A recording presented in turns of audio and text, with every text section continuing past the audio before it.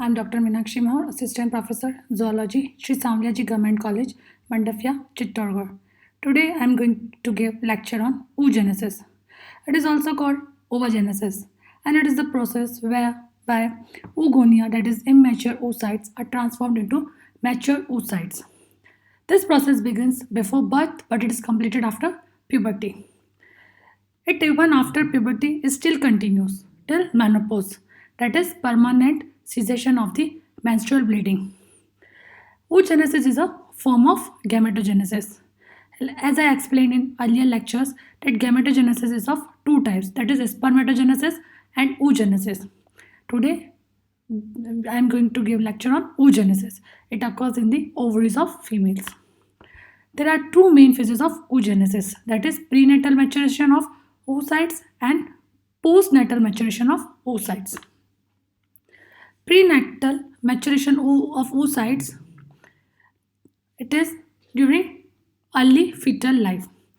In this, oogonia proliferate by mitosis and then enlarges to form primary oocytes before birth. As primary oocytes form, connective tissues cells surrounds it and forms a single layer of flattened follicular epithelial cells, and together it forms primary oocyte, and the enclosing layer of cells form a primordial follicle. As the primary oocyte enlarges during puberty, the follicular epithelial cells transform into cuboidal cells and the columnar cells that thus form a primary follicle. The primary oocyte is usually surrounded by acellular glycoprotein covering known as zona pellucida. It appears as a regular mesh-like appearance. It is with intricate fenestration on electron microscopy. Primary oocyte always begin the first meiotic division before birth, but completion of the phase of prophase does not occur until adolescence as a result of the substance called oocyte maturation inhibitor. This inhibitor is secreted by follicular cells which surrounds the primary oocyte. Now, postnatal maturation of oocytes. Shortly before birth, all primary oocytes have started the prophase stage of meiosis first, but instead of proceeding into metaphase, they enter the diplotin stage, that is a resting stage during prophase, that is characterized by a lacy network of chromatin. The primary oocyte remain dormant in prophase and doesn't finish their pre-meiotic division until puberty because due to the effect of oocyte maturation inhibitor. The total number of primary oocytes at birth is estimated to vary from 7 lakh to 2 millions, with most undergoing atrophy during childhood, leaving approximately 4 lakh at the beginning of puberty, with fewer than 500, which is being ovulated.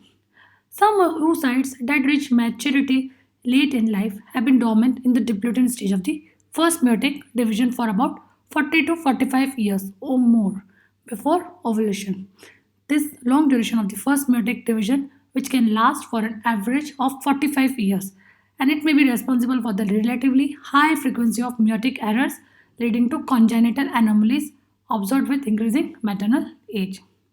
These primary oocytes that are halted in the stages of prophase are vulnerable to the environmental agents such as radiations. At the start of puberty, one follicle usually matures and the oocyte is released by a process known as ovulation. Now we will see stages of oogenesis. In this first, primordial oogonium divides by mitosis. This multiplication takes place in ovaries of female fetus, that is unborn female body.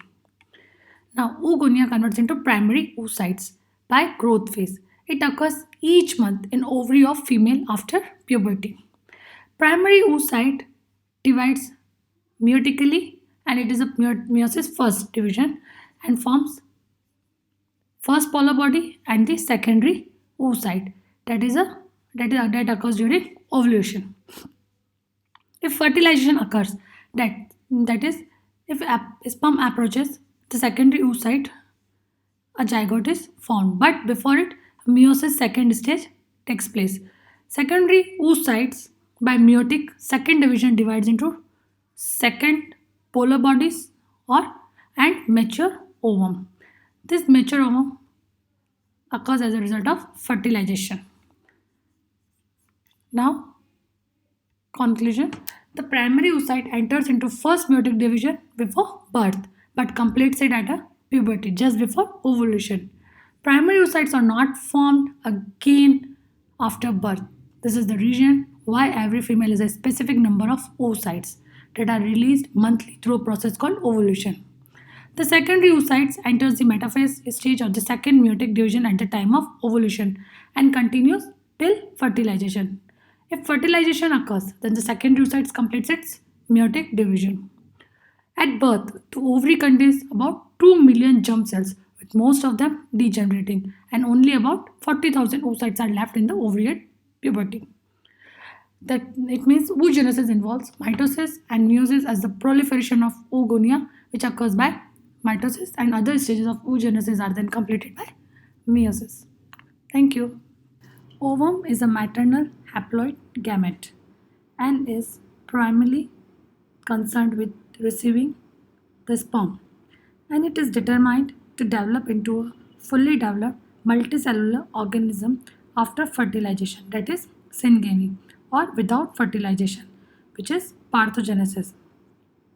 It is generally with reserve food and is genetically programmed. Ovum refers to secondary oocyte stage of oogenesis, where the second maturation division is yet to occur. In this condition, the matured ovum is released from ovary and enters into uterus in mammals for fertilization. In mammals, including man, the ovum is discharged from the Graafian follicle, that is during ovulation, and it is with one polar body. Each ovum is a rounded and non-motile structure. In mammals, the size of egg is extremely small, that is 0.15 mm in man. Now we will see structure of ovum. The cytoplasm of the egg is called ooplasm, and it contains a very little amount of yolk in man, and therefore it is alecytic. The peripheral layer of ooplasm is known as cortex, and it contains many micronuclei, microvilli, and cortical granules. Microvilli are tubular outrushing of plasma lemma, which is for transportation of substances into and out of egg cytoplasm. The cortical granules are not present in mammalian eggs. In it, the nucleus is very large and centrally placed in mammals, but towards the animal pole in a yolky eggs, like in birds. This absorbs cytoplasmic liquid and swells into a germinal vesicle. In man, the ovum is covered over by number of egg envelopes. So see, this is a nucleus, this is nucleolus, this is cytoplasm, which is known as ooplasm. Now we will see layers. See, this is plasma lemma, which is also known as vitelline membrane. It is zona pellucida. It is perivitelline space, and this is a corona radiata. So ovum is surrounded by number of egg envelopes, which is vitelline membrane, which is thinner, inner, transparent, and secreted by ovum itself. Then zona pellucida. It is middle, thick, transparent, and non-cellular, secreted partly by follicle cells and partly by the oocytes. See, this is a perivitelline membrane, and this is a zona pellucida.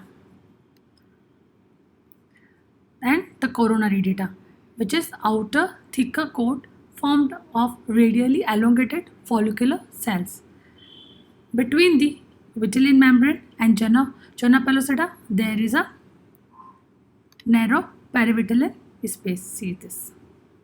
So this is all about ovum. Thank you.